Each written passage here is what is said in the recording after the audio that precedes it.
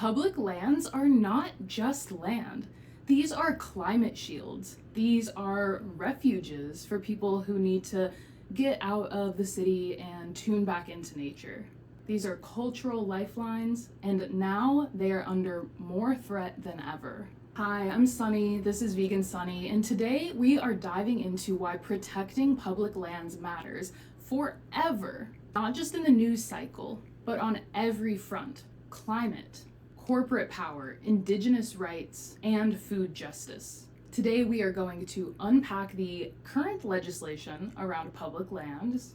We will explore the long history of land exploitation, and we're going to explore how profit is put over people time and time again in our governments.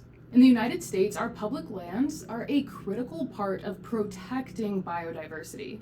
We have over 600 million acres of public lands. These are managed by the BLM, or not Black Lives Matter, but Bureau of Land Management, the National Forest Service, the National Park Service, and more. And the key word here is public, as in these lands belong to all of us.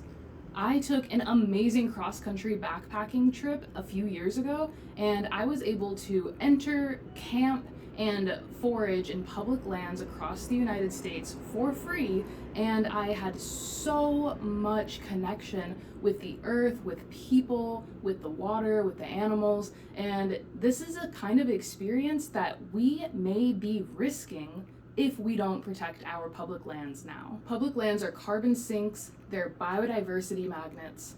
These are culturally rich landscapes, and these are free places to breathe fresh air that's been cleaned by the plants and the forests and the trees. And there is a growing push in the United States right now to exploit these public lands, to lease them, to sell them, and to profit off of them. And once the public loses these public lands, we will never get them back. We are losing one of the best defenses against climate change if this happens. This story starts with the United States Homestead Act back in 1862 and the Dawes Act of 1887. These laws tore Indigenous territories apart to give land to settlers and big agriculture. From there, public lands became extraction zones. These were mining zones. This is where we'd extract coal and other minerals, gold and silver. This is also where livestock grazing was happening. These lands were leased very cheap to large corporations, often with very little or no profit or benefit to the public. And needless to say, these actions had no benefit to nature either. In fact, they were predicated upon degrading nature. Today, there are proposals in the United States to sell 250 million acres of our public lands. That's almost half of what remains. This echoes the same colonial model we've seen in the United States for centuries. In the United States, there is a very long legacy of using public funds to bolster private companies. Those private companies will reap all the benefits and financial reward, enriching their shareholders and corporate executives, while the public funds that went into it, which came from taxpayer dollars, are never fed back into the public. We can't talk about public sacrifice in America without talking about the defense budget and all of the public funding that has gone into supporting these private companies that are profiting off of war and warfare. We know that the United States military's fossil fuel footprint is massive. The United States military uses more fossil fuels than most countries, and this is completely publicly funded. This is obviously something that we should be paying attention to and we should be rejecting in 2025 if we want any shot at fighting the climate crisis, keeping global temperature rise in an acceptable range, and working to restore natural balance instead of continuing to extract and exploit our planet. We can also talk about government subsidies or our taxpayer dollars that are supporting big agriculture companies like Monsanto, which is now Bayer, which is coating the world with horrific pesticides that are ruining air quality, ruining water quality, and reducing biodiversity, increasing risks of damaging our food systems through monocropping, extractive farming practices, and unsustainable monoculture farming methods. Fossil fuel companies have been drilling for fracked gas and oil on public lands for decades. These are our lands that are meant to pay homage to our beautiful earth, yet our government is leasing them out to fossil fuel companies already to extract from the earth and extract some of the most toxic chemicals that are accelerating the climate crisis. In the United States, over 90% of newly built oil and gas pipelines are either on public lands or they are offshore in the ocean. And this is really terrifying.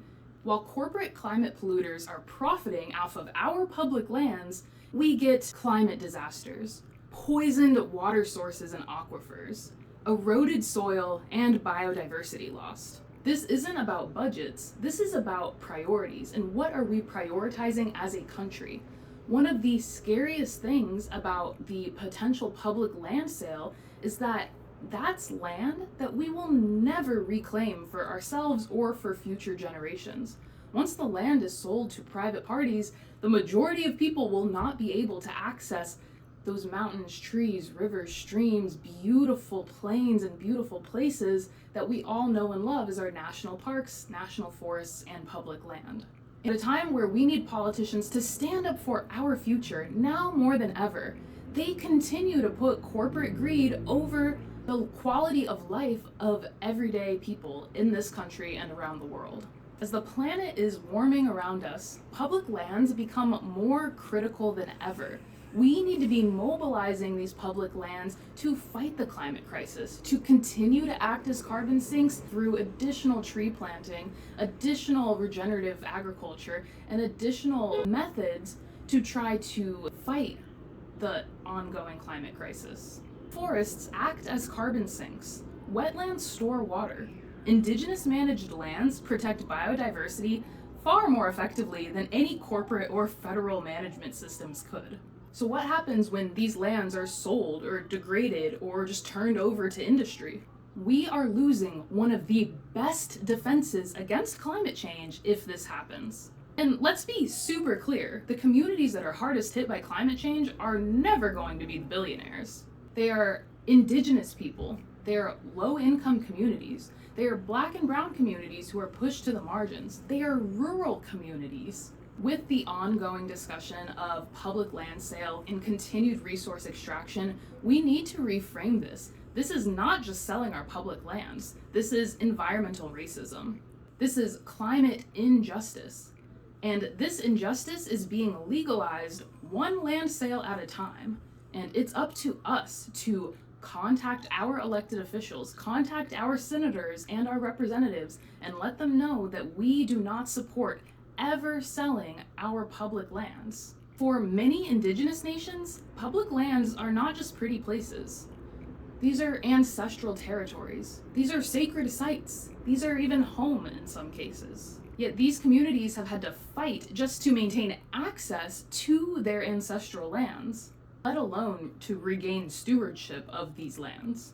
And at the same time as we are fighting this front to maintain our public lands, we are seeing food deserts grow across the country.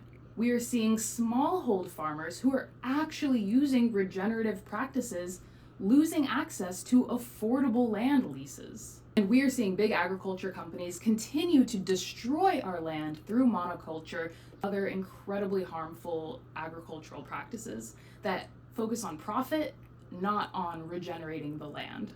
And often these big agricultural companies are federally subsidized, which means taxpayer dollars are footing the bill for our own destruction. Public subsidies are supporting these billion-dollar companies while people are hungry and starving.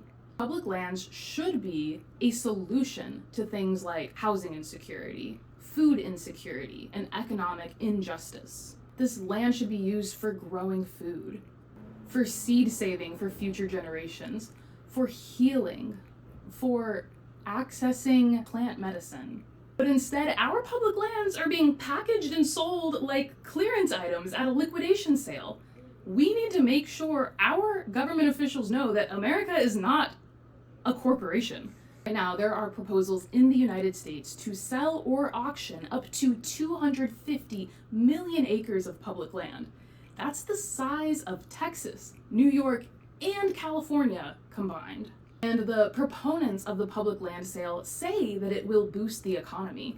But for whom? The statistics are in. Over 70% of Americans do not support the sale of public lands.